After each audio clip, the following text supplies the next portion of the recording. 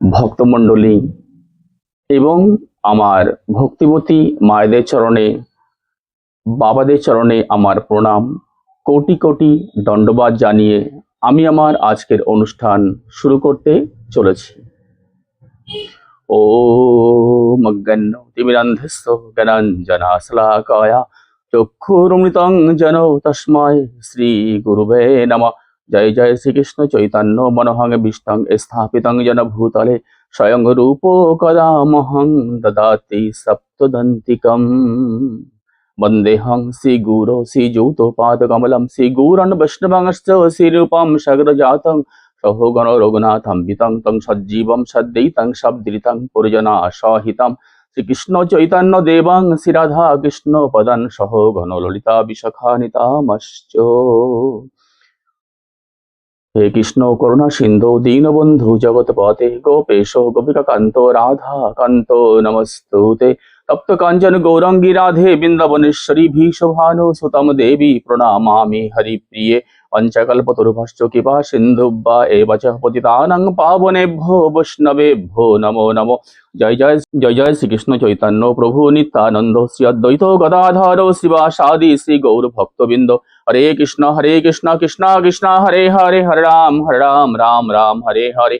ওম নমো ভগবতে বাসুদেবায় ওম নমো ভগবতে বাসুদেবায় ওম নমো ভগবতে বাসুদেবায়।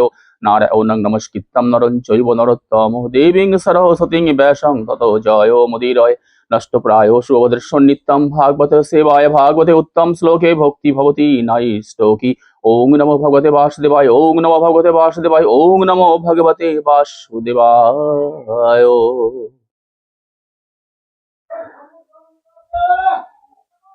আগের দিন আমি আপনাদেরকে বলেছিলাম পুতনা বদের কথা, আমার প্রাণ গোবিন্দ শ্রীকৃষ্ণর সেই বাল্যলীলা। তো কেমন করে তিনি পুতনাকে বধ করেছিল সেই কথা আমি বলেছিলাম। আজকে মহারাজ কংস যখন খবর পেলেন যে পুতনা বধ হয়ে গেছে, তখন তিনি কি করলেন, এক ব্রাহ্মণকে ডেকে পাঠালেন।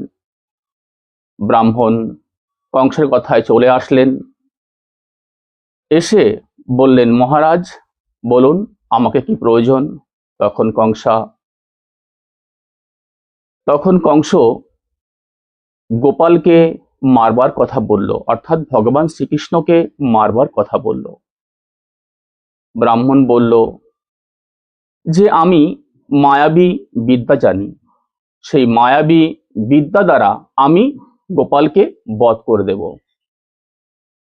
তখন কংস বলল, ঠিক আছে আপনি যান, গিয়ে গোপালকে বধ করে দিন, আমার কাজটি সমর্পণ করুন, সম্পূর্ণ করুন। তখন ব্রাহ্মণ সেখান থেকে কংসের কথায় গোপালকে মারতে চলে গেল গোকুলে। সে মায়াবী বিদ্যা জানত, তো সে মায়াবী বিদ্যা দ্বারা এক মহা রাক্ষসীকে প্রকাট করে গোপালকে মারতে গেল। প্রথমে গোপাল সেই রাক্ষসীকে মেরে ফেলল। তারপর সে ব্রাহ্মণ যখন আবার গোপালকে তার হাত দিয়ে মারতে গেল, তখন গোপাল সেই ব্রাহ্মণকে পঙ্গু লোলা বানিয়ে দিল। তারপর সেই ব্রাহ্মণের মাথায় দইয়ের হাঁড়ি ভেঙে দিল এবং তাকে চোর বানিয়ে, চোরের বদনাম দিয়ে সেখান থেকে তাড়িয়ে দিল। এবং এমনকি নন্দলায়ের আশেপাশে যারা ছিল তারা এসে সেই চোরকে খুব মারলো, মানে সেই ব্রাহ্মণকে খুব মারলো, মেরে সেখান থেকে তাড়িয়ে দিল। এই কথা কংস মহারাজের কানে গেল, সে সব জানতে পারল। তারপর তিনি কি করলেন, এক কাগাসুর ছিল, অর্থাৎ কাগসুর, তাকে ডেকে পাঠালো। তাকে বলল, হে কাগসুর, তুমি এখন যাও গোকুলে গিয়ে সেই নন্দরায়ের পুত্র গোপালকে তুমি হত্যা করো। তখন কাক কংসের কথায় গোপালকে মারবার জন্য যমুনা নদী পার হয়ে আকাশ পথে উড়ে এলো। এসে গোপাল যেখানে শুয়েছিল সেই যশোদা মাতা এবং নন্দরায়জি উঠোনে, কাক সেখানে এলো। কাকের সেই ধারালো ঠোঁট দিয়ে বারবার গোপালকে আঘাত করতে গেল, কিন্তু পারল না।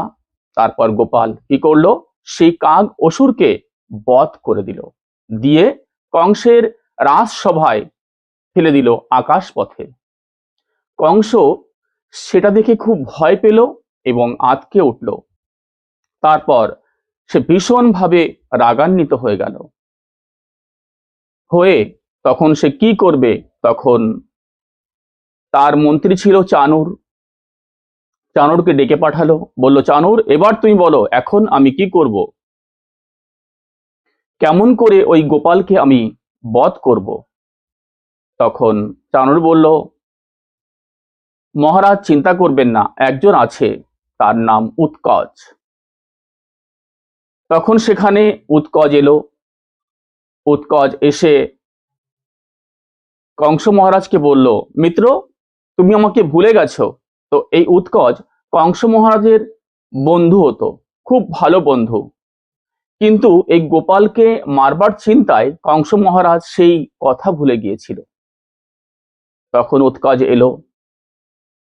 উৎকচ এসে ভগবান শ্রীকৃষ্ণকে বধ করবার জন্য গোকুলে এলো। তো এই উৎকচের যে দেহটা ছিল সেটা ছিল সম্পূর্ণ অদৃশ্য, মানে উৎকচ সবাইকে দেখতে পারতো কিন্তু উৎকচকে কেউ দেখতে পারতো না। সেই অদৃশ্য দেহ নিয়ে নন্দলায় এলো। তো গোপাল ছিল উঠোনে, নন্দলয়ের উঠোনে, অর্থাৎ গোপালদের বাড়ির উঠোনে। তো সেখানে একটা বড় গরুর গাড়ি ছিল। তখনকার দিনে গরুর গাড়ি খুব প্রথা ছিল। তখন সেই উৎকচ গরুর গাড়ির উপরে উঠলো, উঠে সেই গরুর গাড়িটাকে আস্তে আস্তে নিয়ে এলো গোপাল যেখানে শুয়েছিল, ঠেলে ঠেলে পুরো গোপালের দোলনার উপরে সেই গরুর গাড়িটাকে রাখলো, রেখে পা দিয়ে জোরে জোরে চাপতে লাগলো। মানে সে কি ভাবছে যে গোপালকে গরুর গাড়ি চাপা দিয়ে মাটির তলে পুঁতে ফেলবে। কংস মহারাজের এই আদেশ ছিল যে যাও ওখানে গিয়ে ওকে পুঁতে ফেলো। তখন সে গোপালকে মারার জন্য মনে করলো যে গোপালকে পুঁতে ফেলবে মাটির নিচেই। এইবার গরুর গাড়ি দোলনার উপরে উঠিয়ে দিয়ে জোরে জোরে চাপতে লাগলো। তারপর একটা সময় এলো, গোপাল তো তখন খুব ছোট্ট বালক শিশু, তো হাত পা ছুঁড়ে ছুঁড়ে খেলা করছিল। করতে করতে যখন ওই গরুর গাড়ি দোলনার উপরে এলো, তখন গোপাল কি করলো, পা দিয়ে জোরে একটা লাথি মারলো। মারলে সেই গরুর গাড়ি ওপরের দিকে উঠে গেল, আকাশের দিকে অনেক দূর পর্যন্ত উঠে গেল। আর উৎকচ যমুনার মধ্যে গিয়ে পড়লো, পড়ে সেখানে সে দেহ রাখলো, অর্থাৎ সে মারা গেল। আর গরুর গাড়িটা আকাশের দিকে অনেক উপরে উঠে গেল। তারপরে আকাশ থেকে মাটিতে পড়লো। যখন পড়ে গেল তখন ভীষণ জোরে শব্দ হলো। তো শব্দ হলে নন্দলায়ের আশেপাশের লোকজন যারা উঠোনে কাজ করছিল সেই সমস্ত লোকজন সবাই ছুটে এলো। আর মা যশোদা ঘর থেকে কাঁদতে কাঁদতে ছুটে এলো, সঙ্গে রোহিণী মাতা। তো এসে দেখে যে দোলনার উপরে একটা গরুর গাড়ি পড়ে আছে, কিন্তু গোপালের কিচ্ছু হয়নি। গোপাল সেই গরুর গাড়ির নিচেই ছিল, খেলছিল, হাত পা ছুঁড়ে ছুঁড়ে খেলা করছিল। তারপর মাতা যশোদা গোপালকে কোলে নিল, নিয়ে খুব আদর করতে লাগলো। আর কিভাবে গরুর গাড়ি উপরে উঠে গিয়েছিল সেই কথা মা যশোদা নন্দ বাবাকে সবাই বলতে লাগলো। বাস্তবে এই উৎকচ এ ছিল হিরণ্যকের পুত্র। মানে সত্য যুগে ভগবান শ্রী বিষ্ণু যখন বরাহ অবতার হয়েছিল, হয়ে পৃথিবীকে উদ্ধার করেছিল। তো এই হিরণ্যক কি করেছিল, পৃথিবীকে মাটির নিচেই নিয়ে গিয়েছিল। সেই হিরণ্যককে ভগবান বধ করেছিল। সে ছিল মহাবীর এবং যোদ্ধা এবং একটা অসুর। মানে হিরণ্যকাশিপুর এরা দুই ভাই ছিল, যার ঘরে প্রহ্লাদ মহারাজের জন্ম হয়েছিল, ভক্তের জন্ম হয়েছিল। তো সেই হিরণ্যকের খুব আদরের পুত্র ছিল এই উৎকচ। তো এর গায়ে ভীষণ জোর ছিল। তো এত জোর ছিল যে এ যা মনে হতো এ তাই করত। একদিন লোমশ মুনির আশ্রমে উৎকচ গেল। তো সেই আশ্রমে যত বৃক্ষ ছিল সমস্ত বৃক্ষ এই উৎকচ কি করলো, গায়ের জোরে ভাঙতে লাগলো। এরকম হাত দিয়ে ভাঙে, এরকম শরীর দিয়ে ঠেলা দেয়, দিয়ে এইভাবে যত বৃক্ষ ছিল সব ভেঙে ফেললো এবং মাটির নিচে থেকে কিছু বৃক্ষকে উপড়ে ফেললো। তখন মুনিবর দেখে খুব রাগ হয়ে গেল, বলল, মূর্খ, তুই নিরপরাধ এই বৃক্ষগুলোকে এইভাবে হত্যা করছিস, এইভাবে বধ করছিস। তোর দেহর এত অহংকার হয়ে গেছে, যা তুই দেহ রহিত হয়ে যা, মানে অদৃশ্য হয়ে গেল। যখনই মণি অভিশাপ দিল, তো সেই দেহটা অদৃশ্য হয়ে গেল। তখন উৎকচ কাঁদতে কাঁদতে সেই মুনি ঋষির কাছে অপরাধ ক্ষমা চাইল, যে আমার ভুল হয়ে গেছে, আমার অপরাধের দণ্ড আমাকে দেবেন না, আমাকে ক্ষমা করে দিন। তখন মুনিবার বলেছিল, দাপর যুগে যখন ভগবান শ্রীকৃষ্ণ আসবেন, বাল্যলীলা করবেন, তখন সেই ভগবান শ্রীকৃষ্ণের চরণ স্পর্শে তুই উদ্ধার পাবি, তোর উদ্ধার হয়ে যাবে। তাই সেই যে উৎকচ আর মুনি ঋষির অভিশাপ নিয়ে উৎকচ ভগবানকে মারতে এসেছিল, তাই ভগবানের চরণ স্পর্শে উৎকচ সেই অভিশাপ থেকে মুক্তি হয়ে গেল। তাই সে যমুনার মধ্যে পড়ে গিয়েছিল। ভগবান শ্রীকৃষ্ণ অর্থাৎ গোপাল এক লাথি মেরেছিল, যমুনার মধ্যে গিয়ে পড়েছিল, আর গরুর গাড়ি আকাশের দিকে উঠে গিয়েছিল। আজকে এই পর্যন্ত। আবার এই হরিকথার আসরে আমি আসব আবার কিছু হরিকথা কৃষ্ণ কথা নিয়ে। হরে কৃষ্ণ কৃষ্ণ কৃষ্ণ হরে হরে, হরে রাম রাম রাম হরে হরে। এইখানে রহিল গ্রন্থ অমৃতলাভ হরি বদন ভরিয়া বলো হরি হরি। নিতাই গৌর সীতানাথ প্রনন্দে একবার হরি হরি বলো মন। হরে কৃষ্ণ কৃষ্ণ কৃষ্ণ হরে হরে, হরে রাম রাম রাম হরে হরে।